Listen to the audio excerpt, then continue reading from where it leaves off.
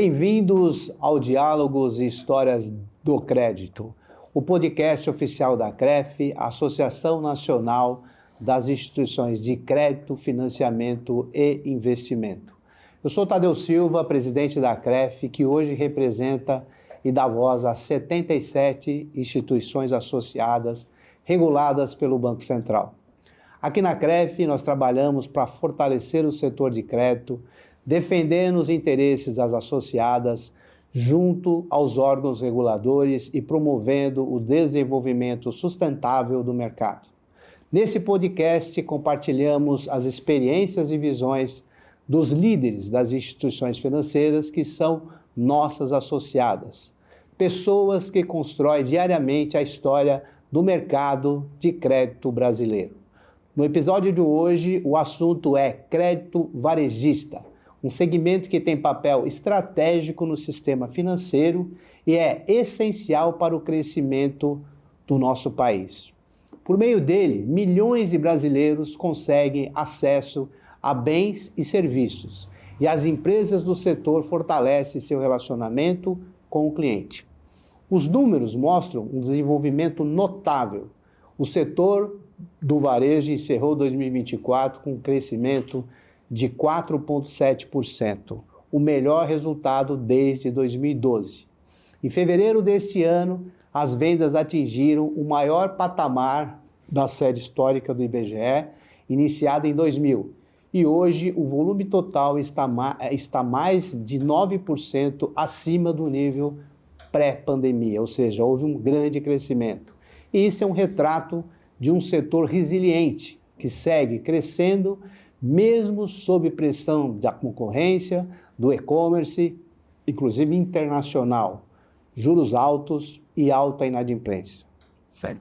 Ainda assim, 2024 trouxe um desafio que ultrapassou qualquer projeção econômica e qualquer expectativa. Em maio daquele ano, o sul do Brasil enfrentou a maior tragédia climática da sua história.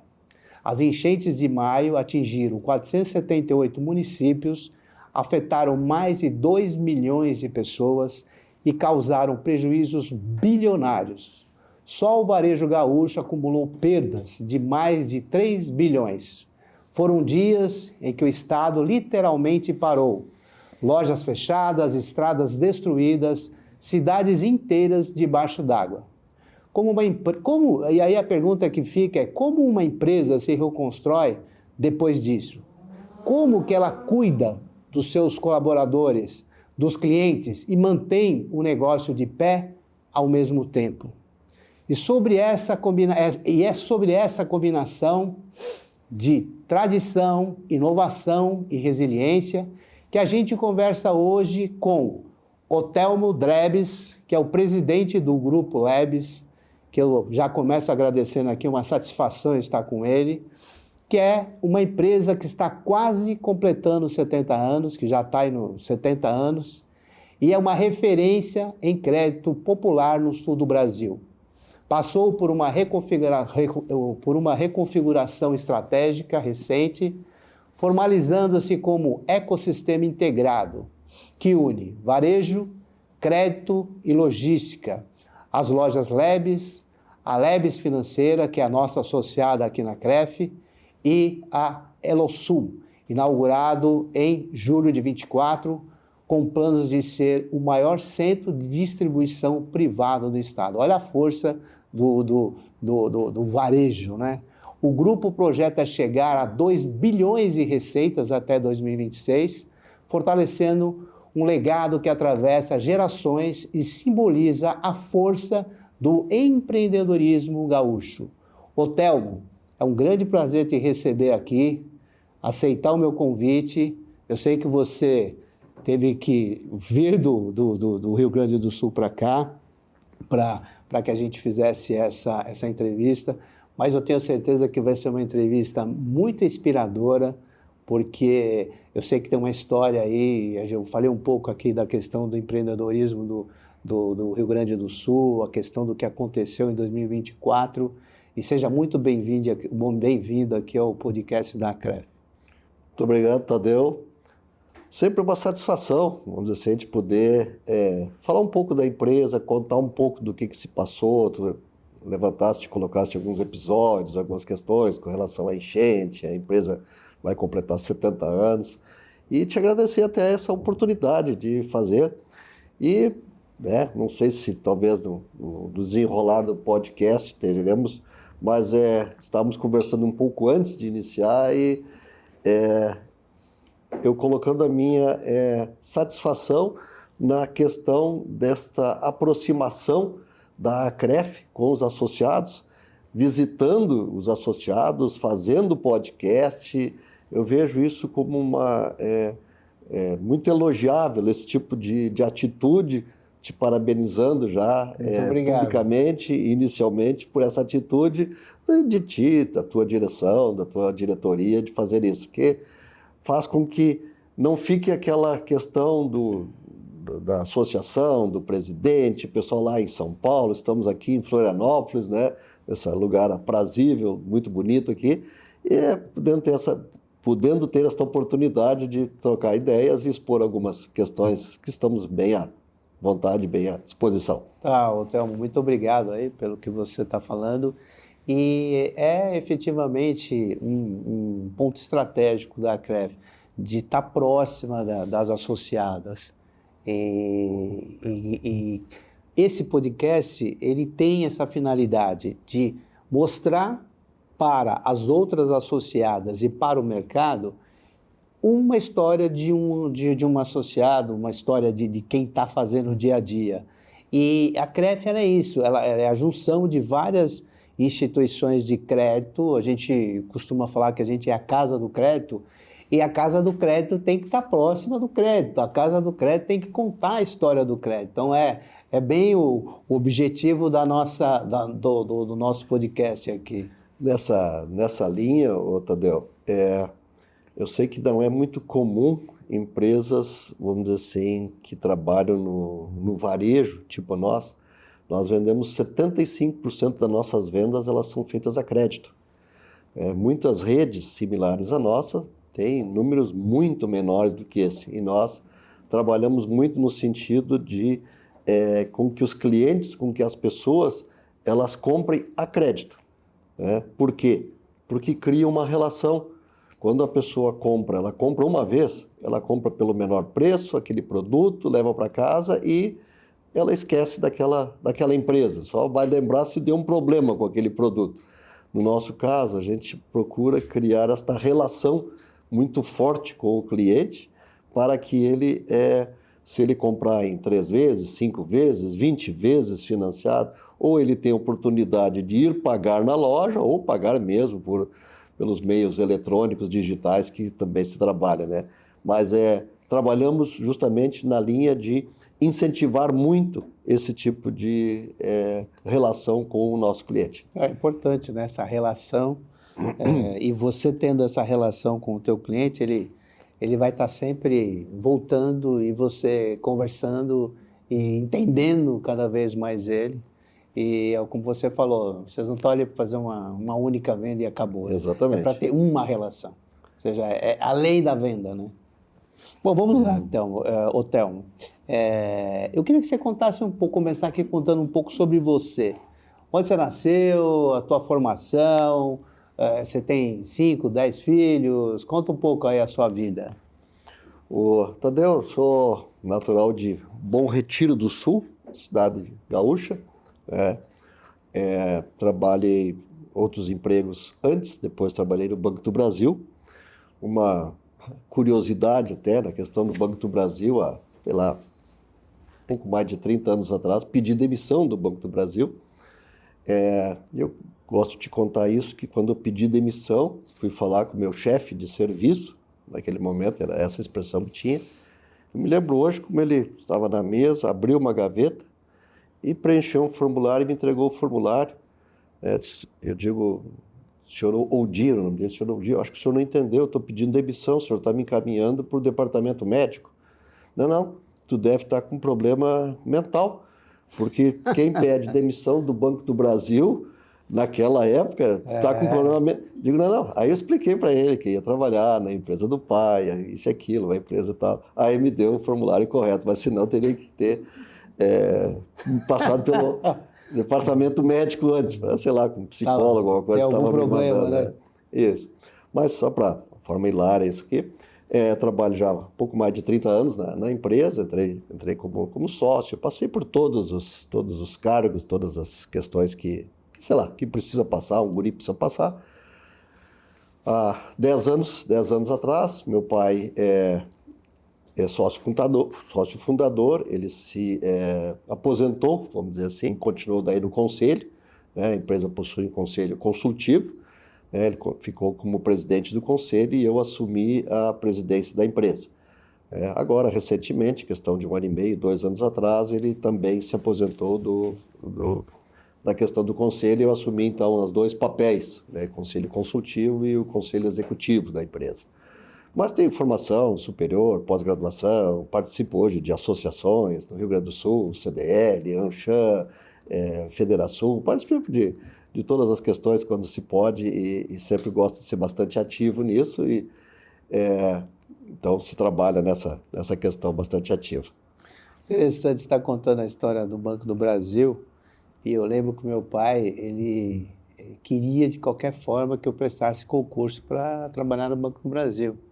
E eu lembro que na época que eu era office boy, eu ia no Banco do Brasil para pagar as duplicatas da empresa. Isso. E eu ficava olhando assim, eu não me via, eu falava assim, mas como é que eu vou trabalhar nisso? Eu achava que não era lugar para mim, né? E ele ficou frustrado na época, porque eu gostava de jogar futebol, eu queria que eu jogasse futebol. Aí, não queria que eu jogasse futebol, queria que eu fizesse concurso do Banco do Brasil na época e tal. Bom, eu não fiz isso, e eu lembro que quando eu montei meu primeiro negócio, ele brigou muito comigo. Ele falou, poxa, você vai montar negócio próprio, você devia ser funcionário do Banco do Brasil. Tinha muito isso, né? Que era um sinal de status, de segurança. Por isso que o teu chefe achou que você estava com algum problema, né? Até nesta linha, Tadeu, eu me lembro que o primeiro eu trabalhei no Banco do Brasil de São Jerônimo, né, da onde é a sede da empresa, que ela foi fundada em São Jerônimo e era a sede da empresa. Naquela época eu morava em São Jerônimo e fiz concurso lá e passei no Banco do Brasil. Depois pedi transferência para Porto Alegre, justamente para trabalhar na época da faculdade, me facilitava em Porto Alegre. Como era uma agência grande, agência centro, naquela época tinha muito cheque. E eu passava o tempo todo carimbando cheque. Né? Tinha 6 horas carimbando, nem sei que carimbo, né? Acho que é da compensação, ficava 6 horas carimbando o cheque. Eu digo, eu estou estudando, trabalhando aqui, isso não é futuro para mim, vou dizer, carimbar cheque. Consegui, Tadeu, que eu fizesse por, como é que chama aquilo? Por produtividade. Né? Me davam lá pilha de cheque, né?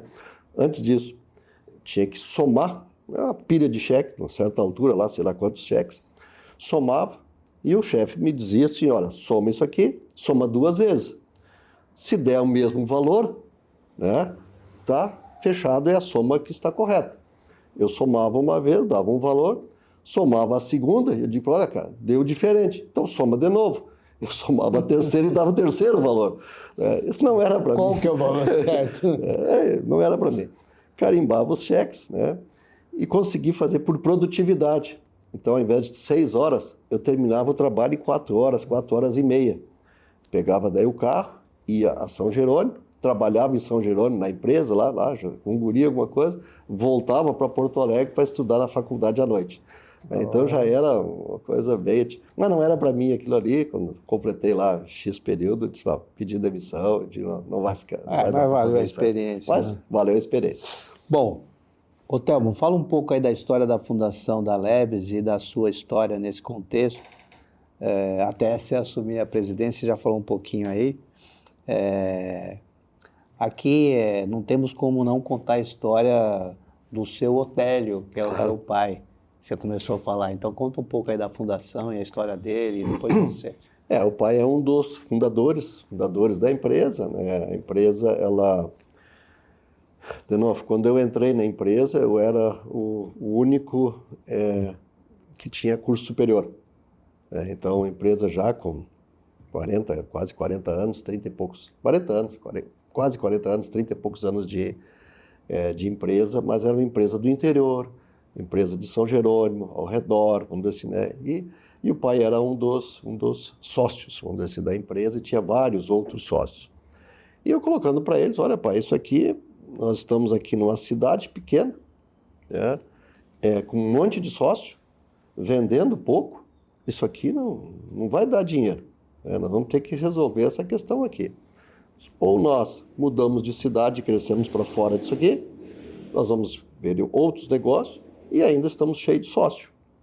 Eu digo, vamos resolver essa questão antes, né?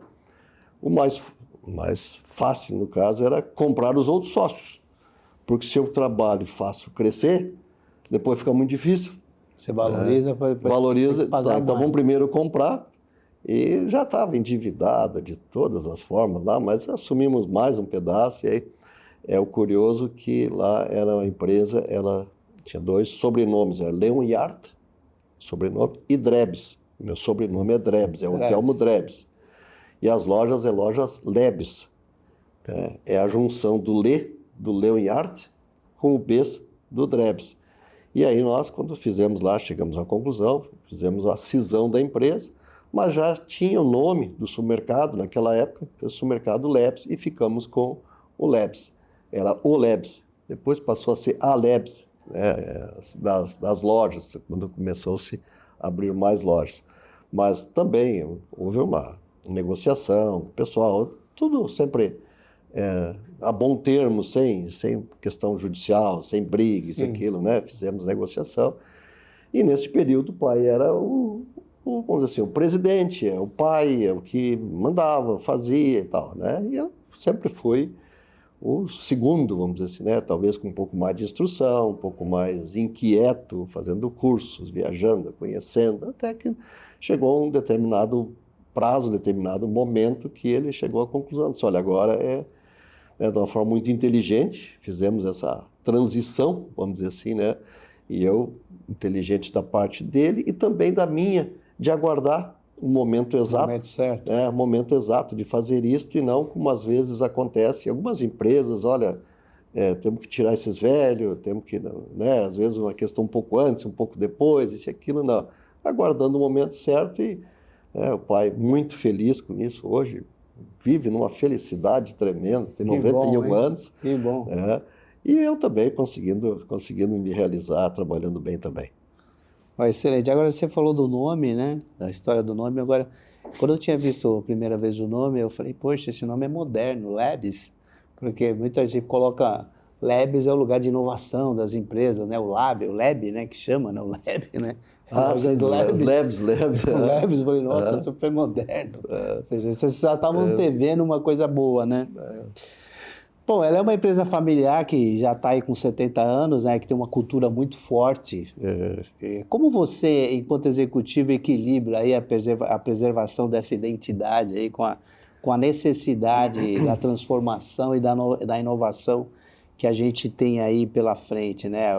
O processo sucessório também, na questão da formação familiar, sempre foi um ponto importante nesse processo, pelo que você acabou de falar, né? Como é que você vê essa questão, né, de equilibrar, preservar essa cultura, essa identidade e também inovar e fazer um novo? A questão da cultura, eu estava me recordando, até quando eu achei que talvez viesse alguma pergunta nesse sentido, que às vezes quando a gente conversa, pessoas perguntam, eu estava me lembrando de uma palestra que eu assisti um número expressivo de anos atrás, do Peter Drucker, que é o guru antigo lá, dos antigos, né? O guru da administração.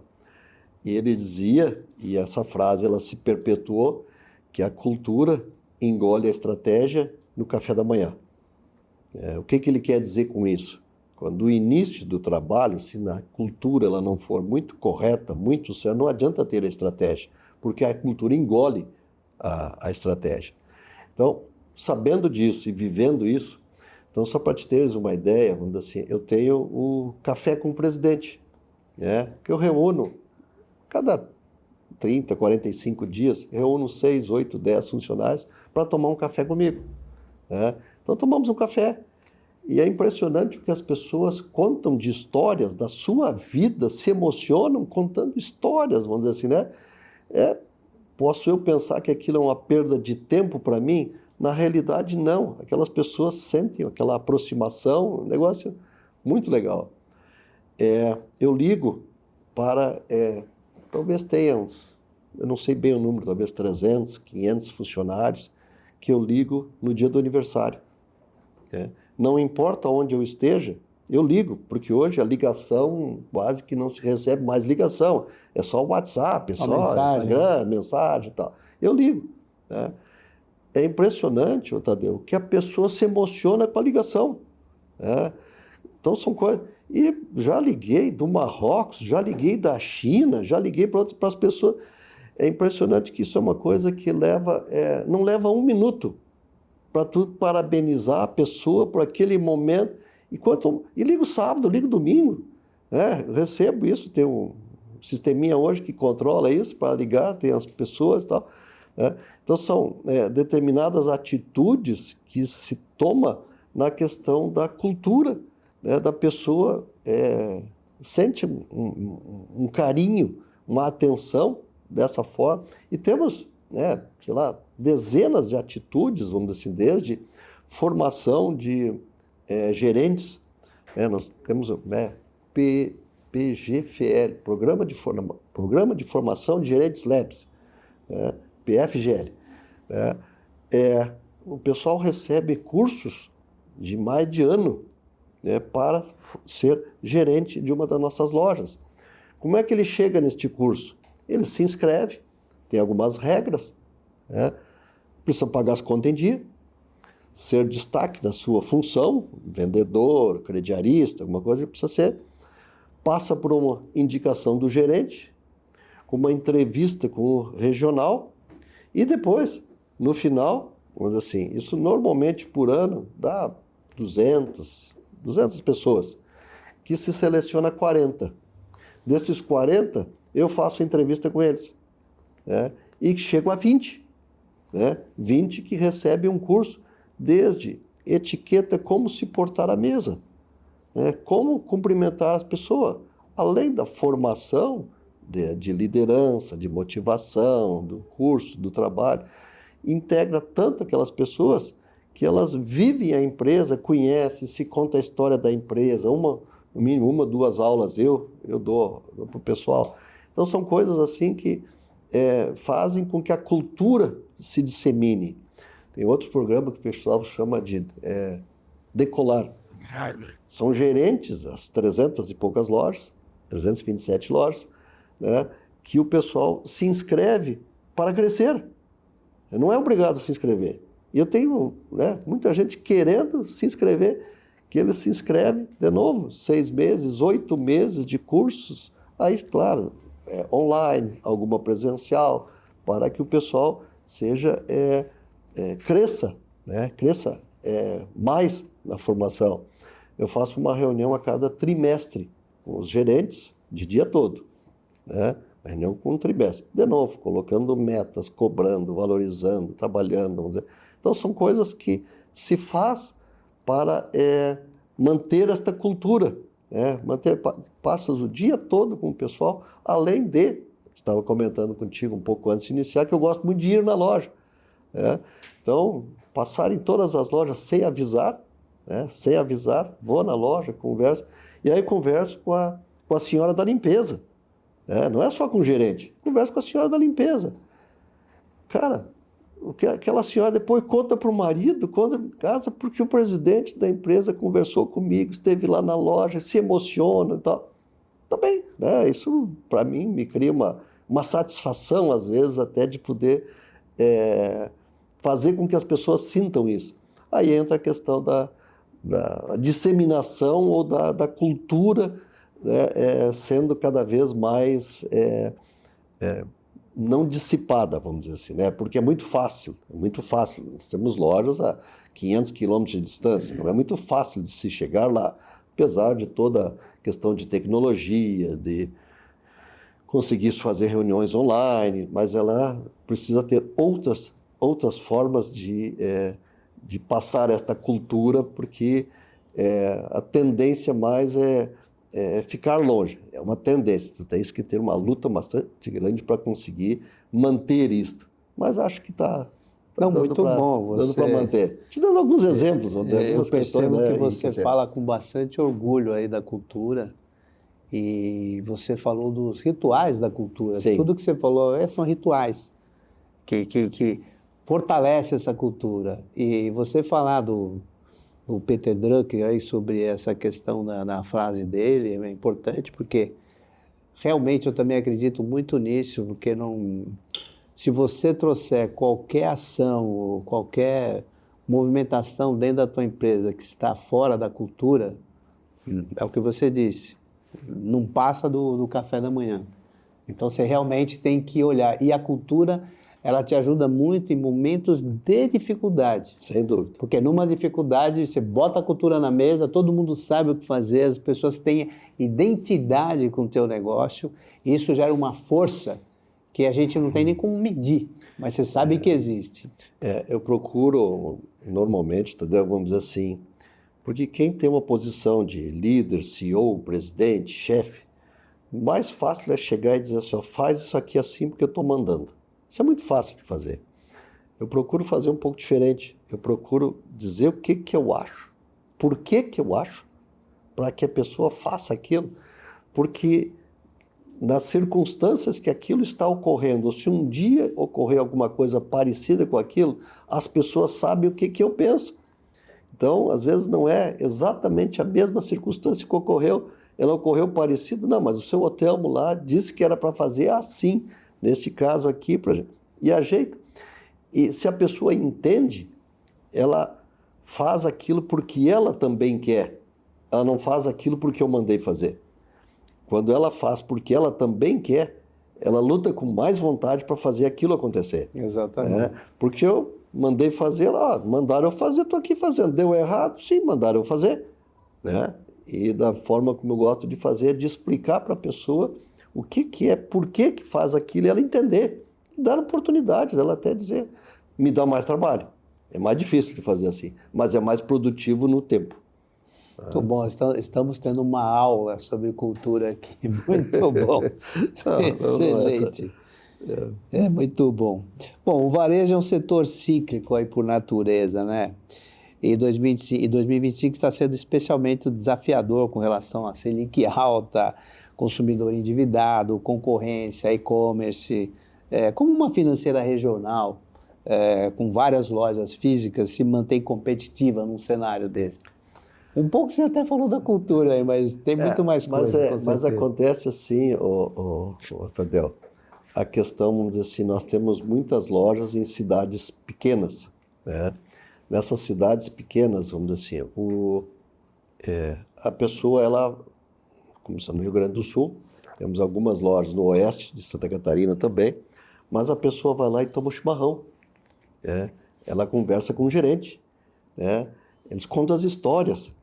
Pelo fato das nossas lojas serem lojas com móveis, eletro, moda, confecção, calçado, cama, mesa e banho, masculino, feminino, tem de tudo. As pessoas muitas vão lá para passear, para passear na loja. Isso faz com que eu esteja mais próximo das pessoas, porque eu concorrer com o Mercado Livre é muito difícil. É muito difícil, eles são muito ligeiros. Então eu preciso fazer alguma coisa que esses grandes players, Shein, Shopee, Amazon, Alibaba, eles não vão conseguir fazer. Então eu preciso fazer e não concorrer com eles. Porque se eu concorrer com eles, eu vou perder. Então eu preciso fazer isso justamente, aí dar crédito, porque estas pessoas, esses meus clientes, eles têm muitas vezes um limite no cartão de crédito. Só que o limite do cartão de crédito normalmente é um valor mais baixo, que as pessoas usam para uma situação emergencial, uma necessidade de uma farmácia, de uma situação emergencial. Sim. E eu dou crédito para ele, crédito pessoal. Nós trabalhamos com muita tecnologia, hoje com a biometria facial, que a pessoa hoje, não precisa mais, Tadeu, não precisa mais documento para abrir crédito conosco. É o rosto dela. O rosto dela, com o rosto dela, pela tecnologia que existe, e hoje nós temos isso implantado nas nossas lojas, eu sei onde é que ela mora, quanto ela ganha, o que ela faz, e aí eu dou o crédito para ela. E isto faz com que a pessoa confie e possa pagar ali para mim, e eu consigo dar uma certa elasticidade maior até de crédito para essa pessoa. Assim como, de novo, se ela tiver problema para pagar, né, eu renegocio com ela de novo para que ela volte a comprar. Não paga, né? Depois acerta a vida dela e ela compra de novo. Então é um relacionamento muito próximo. Temos 1,5 milhão de clientes cadastrados. Poxa, que bom. É quase 1 milhão de clientes ativos. Então são números expressivos, vamos dizer, para se trabalhar. E a tendência, porque o que se ouve falar dessas grandes empresas, é que eles entregam em 2 horas. Entregam em 2 horas aqui em Florianópolis. Entregam 2 horas em Porto Alegre. Eu quero ver entregar nas cidades onde nós temos loja lá. E lá você entrega rápido. Nós temos uma logística bastante eficiente, que a pessoa compra, por exemplo, hoje, no final da tarde, 4, 5 horas da tarde, ela recebe no outro dia de manhã, né, com horário marcado. Né? Então, ela tem uma janela de 15 minutos, que o caminhão, o veículo, as vans, todos os veículos, eles para entregar às 11 horas. Ele chega 15 para as 11 ou 11h15, né? Com 95% ou 97% de precisão no mês de todas as cargas, de todas as entregas que se faz daí na loja. É um jeito diferente de trabalhar, é um jeito diferente, que, como eu digo, eu tenho que fazer coisas diferentes para me manter e crescer. Porque se eu quiser copiar ou imitar, fazer essas questões, vamos dizer assim, que esses players fazem, eu não vou conseguir. Eu tenho que ter consciência disso, né? E assim tem se trabalhado e faz com que hoje a financeira, Tadeu, seja o esteio para a nossa venda. A financeira é o esteio da nossa venda. Porque eu vender produto, né, exclusivamente com a margem mercantil, eu não me sustento. Meus custos, eles não sustentam a empresa. Eu preciso do resultado da financeira para ter o resultado na empresa. Então, a financeira hoje ela é sustentação, ela não é mais, como talvez algumas financeiras ou algumas empresas têm, como um agregado. Não, para mim ela estrategicamente ela é pilar, ela é base para o meu negócio. Interessante, né? Estamos contando aqui que fica claro que vocês têm um modelo que é eficiente, é um modelo de relacionamento e convivência. Você falou que eles vão contar a história e tomar o chá, então é um negócio de convivência também, né? Tomar o chimarrão. O chimarrão também. Chimarrão, gaúcho. Então, chimarrão, é isso mesmo. Convivência, relacionamento e eficiência. Realmente é uma história, como a gente tem falado aqui no nosso podcast, são as várias facetas do crédito, né? É que às vezes trazendo a história de quem constrói o crédito no Brasil. Essas coisas, Tadeu, isso não é criticando que seja lá, ou imprensa, alguma coisa nesse sentido. Às vezes eu tenho alguns pontos de vista um pouco mais, mais claros, vamos dizer assim. Mas esse é o Brasil. Isso é o que existe, vamos dizer assim, né? Porto Brasil Alegre, real, né? É o Brasil real. Ele existe, ele está lá, as pessoas estão ali, né? Então, o Brasil não é só o que a gente vê nos grandes centros, né? Aliás, o Brasil é muito mais do que isso. Sem dúvida, sem dúvida. Bom, em 2024, o Rio Grande do Sul ele sofreu a maior tragédia aí climática, eu já comecei falando aqui, né? Conta pra gente aí qual foi o impacto que vocês tiveram e quais as estratégias que vocês usaram para mitigar aí os danos da enchente. Tadeu, em 1941 foi a maior enchente que já houve no Rio Grande do Sul, 1941. A enchente de 2024, ela foi maior do que a de 1941, e bem maior. Então, quase 80 anos depois, nós tivemos 22 lojas completamente inundadas, 35 lojas que tiveram dificuldades, vamos dizer assim, né, dificuldades de acesso e tal. Isso fez com que nós tivéssemos prejuízos bastante grandes nesse sentido, que chegava a determinada hora, ninguém sabia. Depois que acontece, todo mundo sabe o que deveria ter feito, vamos dizer assim, né? Mas antes, eu quero ver ele decidir antes. Chega lá, a água está lá, 2 metros de distância da loja, tal. Não, deixa lá, o que eu vou fazer? Passava a noite, no outro dia estava 1 metro de água dentro da loja. Não tem mais jeito de chegar, só de barco, alguma coisa, vai tirar o quê? Perde-se toda a mercadoria, a roupa, né, instalações, tudo. Isso foi muito difícil. Tivemos 900 funcionários desalojados, mais de 200 que perderam tudo. Perderam toda a sua casa, todos os seus móveis, perderam tudo. E foram oportunidades que, vamos supor, para funcionários, adiantei 13º para os funcionários. Houveram liberações de alguns produtos que molhavam um pouco lá, um dormitório, alguma coisa, molhou a parte de baixo, tal, 20 centímetros, olha, fica com esse dormitório aqui, né, vou te dar ele para ti, até tu poder comprar um novo e tal, mas assim, ele tinha destruído tudo.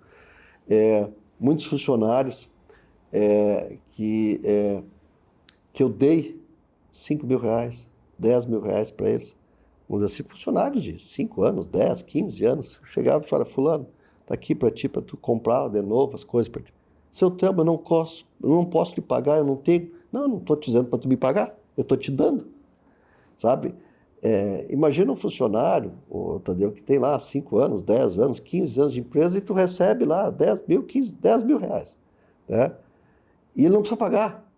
Como é que ele vai trabalhar os próximos anos? Não fiz para isso, mas ele vai trabalhar com amor, com afinco, com uma dedicação tremenda. Para os clientes, as lojas fechadas, a pessoa pode pagar aqui, né? Pode pagar a prestação aqui. Eu não cobrei juro, não cobrava a prestação. De novo, tu imagina a pessoa está desalojada. E aí uma menina liga lá, seu Tadeu, o senhor esqueceu de pagar a sua prestaçãozinha aqui, por favor, aqui estamos lhe ligando para lhe lembrar. A reação da pessoa vai ser terrível. É proibido de ligar, os funcionários, proibido de cobrar juro. Quando abrimos as lojas de novo, aquele período não se cobrou juro. Claro que depois que a loja abriu, ele pagou 30 dias depois, não, aí tem juro e se cobrou normal. Em situações que às vezes até me deixam bastante, não sei se feliz talvez, a nossa sede em Eldorado do Sul, não se chegava na sede, porque rodeou de água todo ao redor. 27 empresas de Eldorado do Sul foram saqueadas, Posto de gasolina, as lojas de conveniência, supermercados, foram todos saqueados. A nossa sede não foi saqueada. Também tem conveniência dentro da sede, tem computadores, né? Eu tinha um guarda sem arma e ninguém tentou entrar na nossa sede. Por que não tentou entrar? Não sei claramente, mas quem estava saqueando não eram bandidos, não eram maus elementos, eram pessoas que estavam desalojadas, que estavam precisando de alguma coisa. E não saquearam a nossa sede. Por quê? Porque aquilo é nossos clientes. Quem não saqueou, eram clientes. Pessoas que eu vou saquear a loja, vou saquear a loja, vou entrar no escritório, isso aqui. Mas depois, quando eu precisar, eles me ajudam. Então, são coisas que, às vezes, ficam até emocionante, vamos dizer assim, que o pessoal respeita aquilo. E eu não prometi que não ia cobrar juros, não prometi que ia fazer, né? Só o pessoal agiu tão corretamente, as pessoas, o povo, que se ajudou. E, sei lá, isso volta, né? Volta depois para que as pessoas enxergam aquilo, sentem aquilo, veem esse tipo de relação. Aí entra naquela questão que tu falaste no início da nossa conversa, Tadeu, de empresa de 70 anos. Não é uma empresa de, sei lá, que está aí hoje para amanhã e fecha, muda, faz, né? Então são essas questões que se faz. Então foi bem difícil, mas né, se superou, né, reformamos todas as lojas de novo, fizemos tudo. Uma questão interessante, só para te colocar, na cidade de Mussum, né, toda a cidade, toda ela ficou debaixo d'água. 3 vezes. 2024, 2023 2 vezes e 2024 toda a cidade. A cidade que mais baixa e tal. E a nossa loja foi destruída 3 vezes. 3 vezes, encheu d'água tudo, destruiu tudo. E nós tínhamos decidido lá que não iria abrir mais aquela loja. Por que eu vou abrir na cidade de Mussum? Né? 3 vezes, perdi Perdeu tudo. 3 vezes? 3 vezes, né? Nós estivemos lá, eu e minha esposa, que está aqui junto, estivemos lá no final de semana, agora, maio desse ano, né?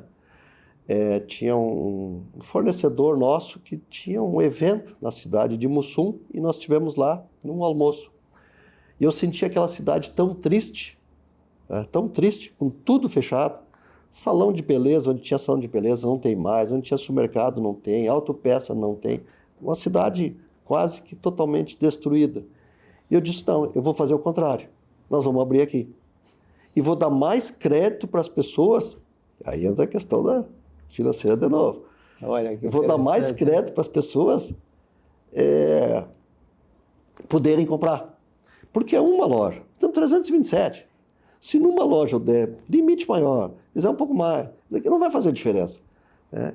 E o pessoal está, vamos dizer assim, prestigiando tanto, achando tão bom, tão legal aquilo, que prestigiou a loja. Então, tu começa a criar para uma cidade pequena, começa a criar situações bastante interessantes nesse sentido, e que fazem a gente se sentir muito... Nossa, essa história é muito boa. Contei isso para o governador, numa oportunidade, que eu tive um jantar com o governador do estado, e ele meio que se emocionou, vamos dizer assim, né? Pô, que coisa legal, assim, assado, tá? Não é muito comum a gente... mas tudo bem. Não, mas olha aqui, bicho, essa história que você está contando dessa cidade realmente mostra o espírito que vocês têm, porque é o que você falou, é uma loja. Se você vai, além de você criar um mecanismo na cidade de geração de negócio, de emprego e oportunidade de crédito, você está levando bem para as pessoas. Isso é uma coisa importante, ou seja, eu acho que o empreendedor, o empresário, tem que ter essa visão. Não pode ser só o lucro pelo lucro, porque numa hora dessa é a hora que você tem que mostrar a sua responsabilidade. Neste momento, Tadeu, que a pessoa precisa de crédito. Né? E crédito no sentido literal da palavra, é acreditar nela. Porque estão tão desacreditados, estão tão... Alguém confia, né? E tu confia na pessoa, mas eu não tenho condições de dar entrada, não faz mal. Te vendo sem entrada. Tá bom. O pessoal não conseguiu pagar as prestações. Perdi tudo. Perdi tudo. Tá bom. Quando é que tu vai pagar? Ah, não sei. Tá bom. Vamos levar assim, né? Claro que eu não posso fazer isso, né? Sim, claro. Dá pra fazer pra todo ninguém sei lá, Papai Noel, vamos dizer assim, né? Mas numa cidade, numa loja pequena, alguma coisa que tu consiga fazer, isso dá muita satisfação pra gente. Nossa, que muito boa, muito boa, muito boa. Bom, vamos lá. A Labs trabalha com público de classe C, D e E, em cidades menores, como você já falou, né, com grande percentual de trabalhadores autônomos, informais e com dificuldades, muitas vezes, de comprovação de renda. Como vocês estruturam a análise de crédito para incluir essas pessoas que elas não se encaixam nesses scores tradicionais? Tadeu, o pessoal tem uma orientação. Se a pessoa não tem documento nenhum, não tem nada, não tem informação, não tem nada, tu dá crédito para ela num valor pequeno. Como é que eu faço? Eu acredito que ela é boa, ao invés de eu acreditar que ela é ruim. Ele recebe um valor pequeno, de limite de crédito. Aí ele compra. Se ele vai pagando a prestação, ele vai aumentando o seu limite de crédito.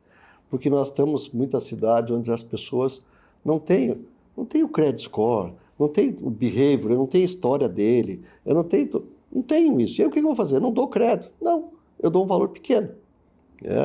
E acredito que ele seja, porque muitas vezes são pessoas que, vamos dizer, eu chego em determinadas cidades que as pessoas não compram a crédito, não tem limite, não tem... O que eu vou fazer então? Alguém tem que dar o empuxo para aquilo ali, para que aquilo tenha. Então dá um valor pequeno. Valor pequeno lá, para comprar nas nossas lojas, dá R$500, R$1.000, vamos dizer, não dá 5, 10, 20 mil reais. Dá R$500, R$1.000, depende da pessoa. E espera. E aí tu vai crescendo e vai fazendo, vamos dizer isso, né? E todos os mecanismos que a gente tem, porque a pessoa, vamos dizer assim, em todos os registros, eu comentei antes da biometria, vamos dizer assim, né? Se a pessoa veio de outra cidade, deu golpe em algum lugar, alguma coisa eu consigo saber, né? Se ela é da cidade e ela vamos dizer assim, não teve o crédito, não tem a oportunidade de ter, eu dou valor pequeno e vou trabalhando isso. E tem dado certo, tem dado certo. Tem dado certo, 70 anos aí. Muito bom. Então é isso aí, essas são as histórias do crédito, né? Vocês inauguraram em julho do ano passado o Elosul, que será o maior complexo logístico privado do Rio Grande do Sul. Quais os benefícios desse grande investimento? Como é que vai impactar os negócios? Eu acredito que é um empreendimento, são o primeiro pavilhão que a gente inaugurou, que nós usamos para nós, são 38 mil metros quadrados, são mais 6 pavilhões deste mesmo tamanho. O segundo fica pronto agora, mês de novembro, dezembro, o segundo fica pronto. Esse é para alugar. O terceiro, quarto, quinto, sexto e o sétimo também são para alugar. Na frente, uma outra área, são mais 5 hectares, um posto de gasolina, um hotel, um atacarejo, um heliponto, com colocações que criam este centro todo. Por que, o que eu acredito nisso? Que com todas as tecnologias, com todas as evoluções, com inteligência artificial, que está na moda hoje, falar em inteligência artificial, ChatGPT, todas as questões, só que armazenar produtos, levar produtos para um lugar ou para outro, isso vai demorar para que isso mude. Armazenar, eu vou ter que continuar armazenando nos próximos 5 anos, 10 anos. Carregar produtos, levar, transportar produtos, vai ter que ser feito isso. Então, por isso, a minha ideia é investir em logística e em armazenamento.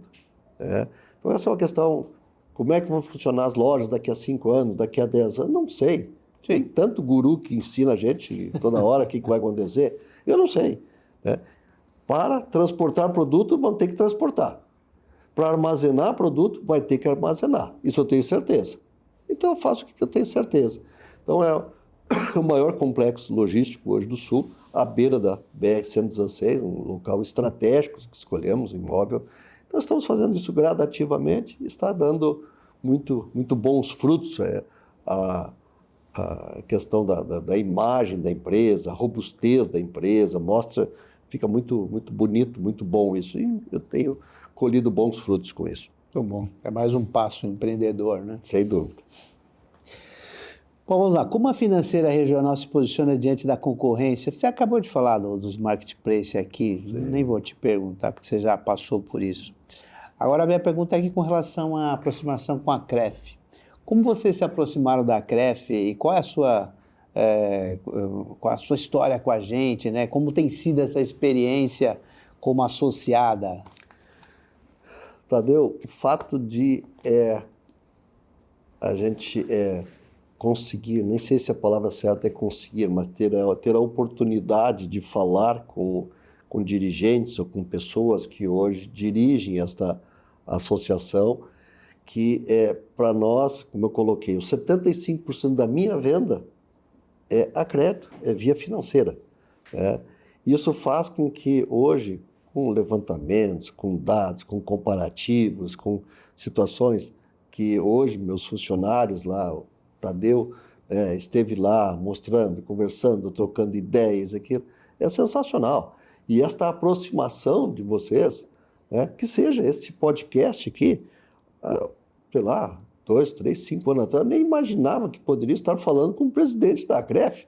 Então, Então estamos aqui, trocando ideia, conversando, eu aprendendo algumas questões. Eu que estou aprendendo muito aqui. Para mim é uma bênção estar então, fazendo assim, ó, isso. eu acho isso sensacional. E se outras instituições pudessem copiar isto, Tadeu, eu acho ótimo, porque às vezes alguma instituição, alguma associação, agora eu sou fulano, né? Todo mundo tem que vir a mim. Não, se tu te candidataste, não sei nem como é que funciona bem isso, mas tu queres conseguir mostrar um trabalho também. E não tem como melhor do que chegar lá, ver. Estás convidado aí ao Rio Grande do Sul, quando fores lá, vamos tomar um vinho. Então é isso, né? Eu acho que esta decisão, tua decisão, da tua diretoria é sensacional. Muito bom, mas é isso aí. Acho que é importante a CREF, ela tem essa missão de proximidade e o que eu estou fazendo é justamente colocar isso em prática, que eu acho que faz toda a diferença. A gente está falando de crédito, está falando de pessoa física, é cultura, é história de empreendedorismo e a gente tem que trazer tudo isso para que as nossas associadas e o mercado em geral conheçam essas histórias. É muita coisa boa e precisa ser contada, né? Isso é importante, né? Sem dúvida. Bom, vamos lá. A Leves tem 70 anos de história aí, como a gente já falou, já atravessou diversos ciclos econômicos. E aí, poxa, você como professor aqui hoje, o que você diria aí para os jovens empreendedores, né? Você que foi um jovem lá, que foi tocar o negócio e contou um pouco como é que você mudou, né? O que você diria para os jovens empreendedores aí sobre construir algo duradouro aí e sustentável? Eu acho que o pessoal tem muita pressa. Opa! Eu acho que tem muita pressa, vamos dizer assim, né? A gurizada, eu não sei se eu não tenho toda essa capacidade, mas eu levo um certo tempo para aprender. Eu levo um tempo para aprender. E às vezes uma gurizada sabe tudo numa semana. Sabe administrar numa semana, quando vê, já está ensinando como é que tem que fazer. Eu acho que se eu pudesse dar uma orientação para alguém que vai iniciar um negócio, vai fazer alguma coisa, insiste. Insiste. Insiste. Quanto tempo? Não sei quanto tempo, né? Mas não é numa semana que tu aprende tudo, que tu sabe tudo, que tu, né? Ou deu certo ou deu errado. E aí já parte para outro. Não. Escolhe bem, te assessora, estuda, né? Vai atrás, né? E aí segue, insiste naquilo. Eu, com 70 anos, já deu muita coisa errada. Eu costumo dizer para o pessoal que eu erro muito. Acertei mais do que errei. Mas eu erro muito. Por quê? Porque eu faço muito. Tomo muitas decisões. Eu também digo para o meu pessoal, olha, um jeito bem certo para fazer, que eu tenho certeza que tu não erra, é só tu não fazer. Se tu não fizer, tenho certeza que tu não erra. Claro. Um caso tipo isso, de novo trazendo para a questão de financeira e tal. Nós temos, vamos dizer, lojas e, sei lá, tem as meninas do crediário e tal, vamos dizer assim, né? Que a gente cobra. Às vezes, quando os números não estão bem corretos, isso, aquilo e tal. Eu cheguei um dia numa loja e elas dizendo, mas o pessoal lá está me cobrando, eu não consigo atingir o número, esse, assim, assim, assado e tal. Eu digo, tá, mas o que vocês estão fazendo? Não, a gente tenta, isso, aquilo. Não, só assim, ó. Vocês querem saber um jeito para que vocês não tenham absolutamente nada para cobrar? Aí elas olham, né, lá o presidente, né? Eu tenho certeza que se você fizer assim, vocês não vender nada, vocês não vão aprovar o crédito de ninguém, vocês não vão ter nada para cobrar. E às vezes tem uns que ainda não entendem, vamos dizer assim, mas tudo bem, né? Mas aí, justamente nessa linha, vamos dizer assim, ó, se tu fizer, tu vai errar. Então, errou, não é aquela questão, às vezes o pessoal diz, olha, esse jeito tu sabe que tu não deve fazer, faz de outro. Então, insiste, estuda, vê, te aprofunda, te assessora, e insiste um pouco mais. Há quanto tempo? Não sei, tem essas fórmulas mágicas, né? Mas se eu pudesse sugerir para alguém alguma coisa, leva mais tempo um pouquinho, não com tanta pressa, vamos dizer assim, né? Aí, de novo, né? Às vezes é o contrário, quem é muito jovem tem muita pressa, quem deveria ter mais pressa é quem tem uma certa idade, que está mais perto de morrer. Né? Boa essa. Se tu tá mais perto, devia ter mais pressa. Não, faz com calma que a coisa dá certo. Funciona daí. Não, muito boa. Você falou sobre achar que já sabe tudo, né? Eu lembro com meu pai, ele tinha uma frase assim, muitas vezes pai, eu não estou entendendo isso, e eu estou vendo que as pessoas, ele tinha uma frase que ele falou assim, meu filho, o mundo é dividido em dois tipos de gente, aqueles que sabem e aqueles que acham que sabem, né? Então tem que ver que estágio que você está, né? Tá Porque certo, se tá você certo. só acha que sabe, muitas vezes você tem que voltar ou dar o tempo que você está dizendo para efetivamente falar, olha, agora eu acho que eu já sei, né? Mas é tão bom, né, ouvir assim de uma pessoa tão experiente, inspiradora, que está no dia a dia, que faz tudo o que ele faz, né? Então realmente a gente tem que beber dessa fonte aqui do Otelmo, porque realmente é muito bom. Otelmo, estamos quase já terminando aqui o nosso podcast e já pensando aqui, poxa, a gente ficaria muito mais tempo falando aqui, mas eu queria perguntar para você. Você falou que um pouco da sua dinâmica, tudo que você faz. Agora, como é que você busca aí essa energia, né? Como é que você equilibra aí para você tocar tudo que você toca, fazer tudo que você faz? Você tem algum hobby, alguma coisa que você gostaria de compartilhar com a gente aqui? Tadeu, eu acho que é um conjunto de situações. Eu acho que tu precisa te realizar, vamos dizer assim, a cada momento, vamos dizer assim, né? Quando eu decido, como eu comentei antes, a loja lá de Mussum, né? De fazer uma coisa simples e tal, mas eu compartilho isso e faço com muitas pessoas ficarem felizes. Quando eu também contei a questão da enchente com algumas pessoas que perderam tudo, né? Quando eu dei 5 mil reais para uma pessoa, aquilo me deixa tão feliz, aquela pessoa fica feliz e aquilo me deixa feliz, né? Então são situações, às vezes não é só um grande negócio que tu ganhe milhões, mas são nas decisões do dia a dia, que eu comentei, quando tu falas com uma senhora da limpeza de uma loja e ela se emociona, que vê que está... São satisfações que tu tens. Junto com isso, eu levanto às 6 da manhã, faço academia todos os dias, no sábado faço natação, né? Me cuido muito na alimentação, né? Faço questões médicas, vamos dizer assim, né? Exames médicos e tal. E uma coisa que eu costumo dizer, o pessoal às vezes diz, mas tu já contou isso aqui muitas vezes, né? Mas para mim você não contou. Não, mas o que eu vou te falar, às vezes me dizem, eles me corrigem, tu não pode contar de novo. Eu digo, não, para um pouquinho. Vocês já escutaram, mas o Tadeu e o pessoal disso aqui não escutou o que eu vou falar. Tá? Então é isso que a gente tem que cuidar, porque o pessoal corrige a gente também. Mas o que eu quero dizer assim, 70 anos, tá? Para uma pessoa ter, tu perguntaste de mim, isso não é muito, eu não acho muito difícil, para uma pessoa ter 70 anos, se ela se alimentar corretamente, se ela fizer exercício, tiver um pouco de cuidado médico, tal, ela vai para os 70 anos.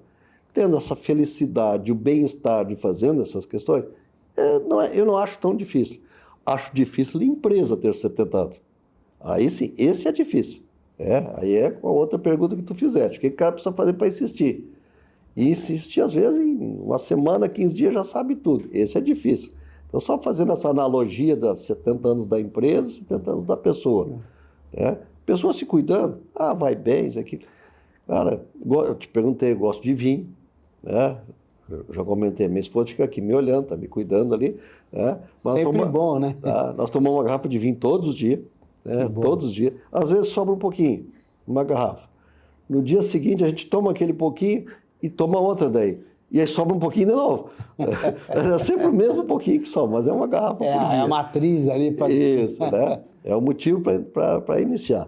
Tu toma uma garrafa de vinho todo dia, tu tem uma boa companheira do teu lado, trabalha bastante, faz bastante, eu faço tudo bastante, né? Viajo bastante, né? Corro, faço academia, tudo bastante. Tem os outros que fazem tudo pouquinho, né? Tem outros que fazem lá, quando eu me aposentar, eu não tenho nada que eu quero fazer quando eu me aposentar, já fiz tudo, já estou fazendo tudo. Sim, Já vai fazendo. O dia é o dia de hoje, é o momento É presente. hoje. Amanhã eu não sei como é que vai ser, né? Então faz hoje, vive hoje, curte hoje, faz. Muito Muito bom. ligeiro. Ô, Thelmo, vamos para encerrar aqui, se você pudesse definir o futuro do crédito varejista em uma única palavra, qual seria?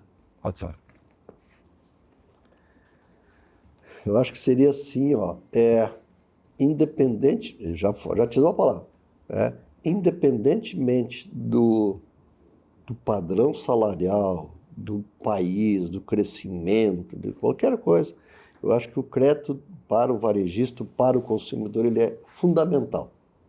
Ele é fundamental. Tá? Então, ele seria uma coisa que, a palavra para mim eu acredito muito nisso e gosto muito. Gosto disso, né? Então, ele é fundamental para crescimento, para vivência, para realizar sonhos, para fazer. Nós temos o nosso propósito da empresa, facilitar o acesso aos sonhos das pessoas. Esse é o propósito da empresa. E eu faço muito isso pelo crédito. Então, o crédito para mim é fundamental. Ele realiza, né? Faz com que as coisas aconteçam. Excelente. Muito bom, Thelmo. Muito obrigado aí por você compartilhar com a gente a tua trajetória, a trajetória do Grupo Labs, né? Trazendo essa visão do crédito varejista, e são 70 anos de história, uma presença sólida no sul do Brasil, e a Labs Financeira democratizando aí o acesso ao crédito. A história de Mussum é inspiradora demais.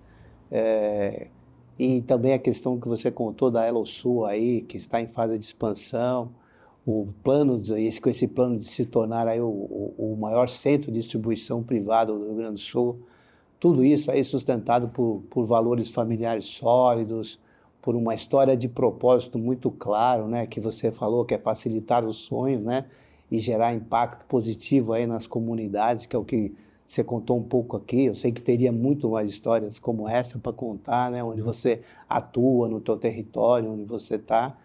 Então, obrigado aí, agradeço as pessoas que estão nos ouvindo e nos vendo aí no podcast.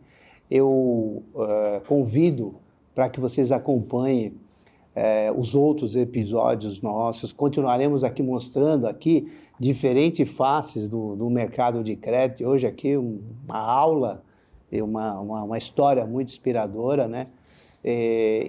O podcast da CREF é isso, a gente está aqui sempre conversando com pessoas que são os protagonistas, que estão aí escrevendo a história do nosso setor, a história do crédito no Brasil. Deixe aí seus comentários, compartilhem o podcast e nos digam quais temas que vocês gostariam de ver nos próximos episódios do nosso podcast, que é o Diálogos e Histórias do Crédito, onde cada conversa revela uma interessante faceta do mercado de crédito brasileiro. Muito obrigado, Thelmo. Foi uma satisfação estar com você. E com certeza eu vou em Porto Alegre para a gente conversar e tomar aquele vinho que você disse. Tá, então guarda outro. Vamos lá. Tu não é obrigado a prometer. Se tu prometer, tu é obrigado a cumprir. Mas agora, então, está mais do que na agenda, vamos dizer. Tá bem, assim. então. Muito obrigado. Eu que agradeço, Tadeu. Muito obrigado também. Excelente. Legal, Muito obrigado.